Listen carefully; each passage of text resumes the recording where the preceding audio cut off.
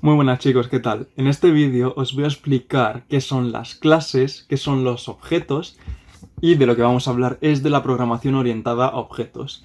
Lo que quiero que tengáis claro es que no voy a hablar sobre todos los aspectos de la programación orientada a objetos, sino que simplemente quiero daros un resumen breve sobre las cosas más básicas.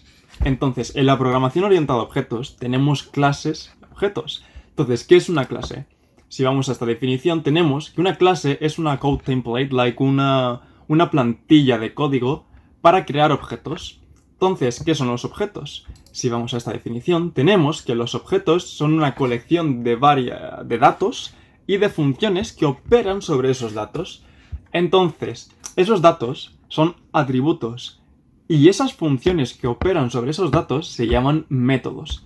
Si volvemos a este diagrama, vemos que aquí tenemos pues un diagrama de clases. Entonces, aquí están las clases, las cuales son las plantillas para luego crear esos objetos de los que hemos hablado. Entonces, ¿cuáles son las clases en este diagrama? Son todos estos cuadrados. Por ejemplo, este cuadrado representa una clase, esta otra y esta otra. Entonces, vamos a empezar por esta grande. Esta grande es la clase vehículo, vehicle. Entonces, podemos ver que tenemos aquí unos atributos, que es lo primero de aquí arriba, y después unos métodos. Entonces tenemos el atributo model, que se refiere al modelo del vehículo, el año de la compra, purchase year, license plate, etc. Y tenemos aquí varios métodos, los cuales operan sobre dichos datos o otros datos. Entonces, luego aquí abajo tenemos pues la clase motocicleta, coche y camión. Y tienen cada uno pues sus atributos y sus métodos. Pero si nos damos cuenta, las motocicletas, los coches y los camiones son todos unos vehículos. Es por eso que esta letra aquí de vehicle está en cursiva. ¿Qué significa esto? Que vehicle es una clase abstracta.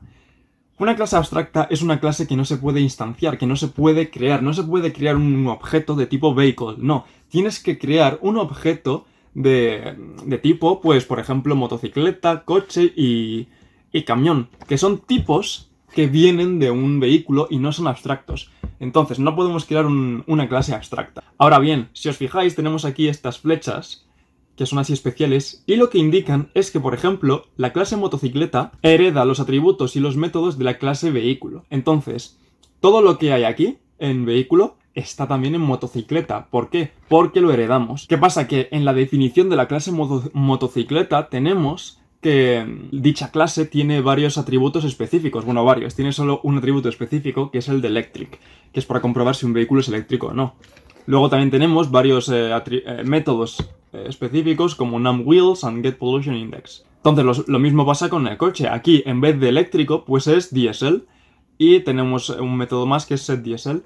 Y por último aquí en truck, en camión, tenemos pues numAxles y pues tenemos también varios métodos. Pero si nos fijamos, se repiten varias cosas. Por ejemplo, se repite el método numWheels y el getPollutionIndex en cada una de estas clases. ¿Por qué sucede esto?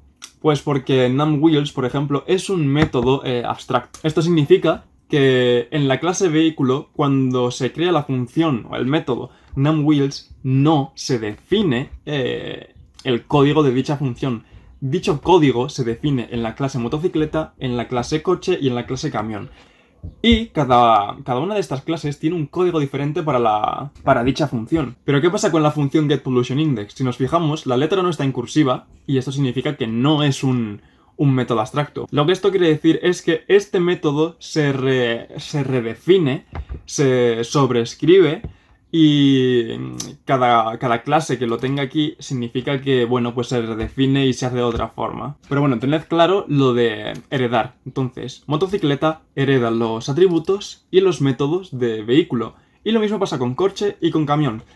Pero si nos vamos ahora a esta flechita, ¿qué significa esta flecha? Esta flecha lo que indica es que tenemos un atributo llamado Pollution Index, el cual es de tipo Pollution Index. Los atributos que hemos visto anteriormente son todos normales. Con lo que me refiero a normales es que los tipos de las variables, de los atributos, son comunes. Tenemos un string, int, string, boolean, tipos comunes. Pero también podemos tener tipos que sean clases. Tenemos aquí la clase Pollution Index, la cual es una enumeración. No voy a ir muy al fondo con esto, pero sabed que una enumeración es simplemente una clase que puede tener varios valores. Pero varios valores definidos. Por aquí, por ejemplo, aquí tenemos definido pues el valor A, el valor B y el valor C. Entonces, el atributo Pollution Index solo puede tener uno de estos tres valores. Luego, por ejemplo, si subimos aquí arriba, pues tenemos que la clase vehículo también contiene un conductor. Entonces, dicho conductor viene de la clase persona, que tiene una edad y estos métodos. Entonces, si volvemos aquí al diagrama anterior, pues vemos que la clase vehículo tiene también otra flecha especial, que es esta. Esta significa containment, es decir, lo que contiene. Entonces, la clase vehículo contiene ITVs. Una ITV, por si no sois de España, es la inspección que se hace sobre los vehículos para ver si pueden o no circular por la calle. Entonces, dicha clase, la clase vehicle, contiene varias ITVs. ¿Qué significa este punto, punto y asterisco? Pues que contiene varias, que contiene de 0 a infinito. Lo mismo pasa aquí. El owner, esto es una clase owner, no hace falta que tengáis esto, ¿no? Pero esta clase owner puede tener varios vehículos, de 0 a infinito. Pero, por ejemplo, esta clase find_processor contiene de 1 a varios vehículos, pero el mínimo es 1.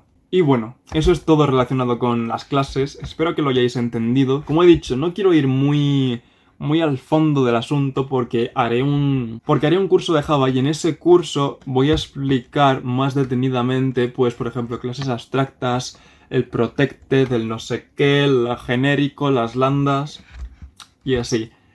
Entonces, quiero que sepáis solo eso, que lo que es una clase, lo que es un objeto, lo de heredar, que podemos tener atributos cuyo tipo es una clase, etc. Si os ha gustado, si habéis entendido lo que he explicado, dadle like, suscribiros, compartid y nos vemos en el próximo. Por cierto, si estáis interesados en el trading, las criptomonedas y todo este mundillo, tengo una página web en la que vendo documentos muy baratos y muy útiles. Si estáis interesados, visitadla.